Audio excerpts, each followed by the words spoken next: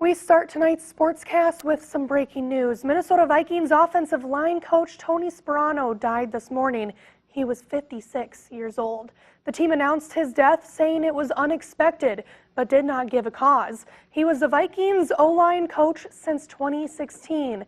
Sparano began his NFL coaching career in 1999 and had stints as a head coach with the Miami Dolphins and the Oakland Raiders. Sparano is survived by his wife, 2 sons, a daughter, and 4 grandchildren, and will be remembered for his love for the game and his players. I believe that the players inherit the personality that their coaches give them, and I think if you're a fiery guy, if you coach your players hard, they'll work hard and they'll play hard.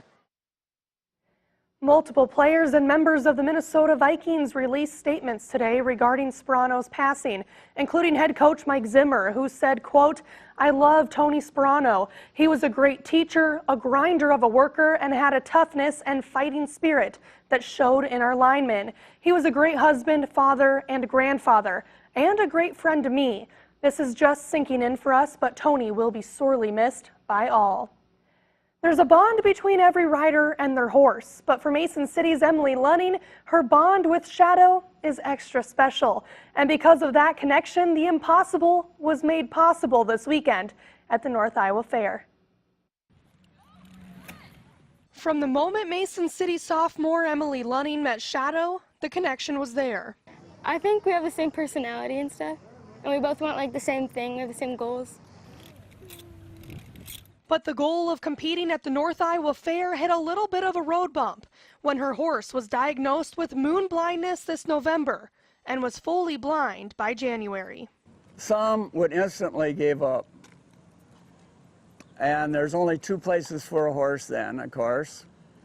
But that, as you can see, that giving up isn't in their vocabulary. Everybody has challenges in their life. We have a child with special needs, and now we have a horse with a disability too, and we've just are fighters, and we always try to find the positive out of everything, and you just keep going forward in life. So without a second thought, despite the vet saying his gaming days are over, the Lunning family found a way to still get Emily riding with Shadow for this weekend's events. Steering is a big thing, because you're not supposed to steer with your rein so much and pull on his head. You have to steer more with your legs, so I use a lot more legs on him. With a little bit of tweaking and a lot of trust, the duo not only competed, they earned the highest ribbon possible, a purple, in the Keyhole event. Little did we know, excuse me, what a horse kid can do. And these 2 are matched up, and you're almost spiritually together. An unbreakable bond that is just as strong as the one between Emily and her sister Lauren, who is also breaking the mold this weekend and competing as well. Riding horses is my favorite. I rope him, taught him, and stuff. It's so much fun because we just get to go to shows. I help her get ready and stuff. And then she kind of helps me. I'll be like, hey, hold him real fast. The Twins are trying to avoid being swept against the struggling Royals today. Top of the 4th, we're scoreless with 1 on for Brian Dozier, who goes oppo, lining a double to the wall, allowing Eddie Rosario to come all the way around from first to score. It's tied at 2 in the 7th with 2 on, 2 out. Drew Butera gets one to drop in shallow center. Jake Cave can't make the catch.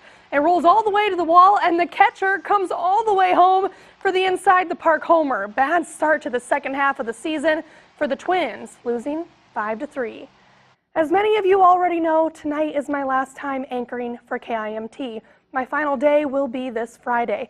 I just would like to quickly say thank you to everyone who's watched me grow over the past 3 years, and to the athletes and fans who make this job all worthwhile. Local sports are important, and this area's passion for it proves that every single day. North Iowa and Southern Minnesota will always have a special place in my heart. Thank you for everything. We'll be right back.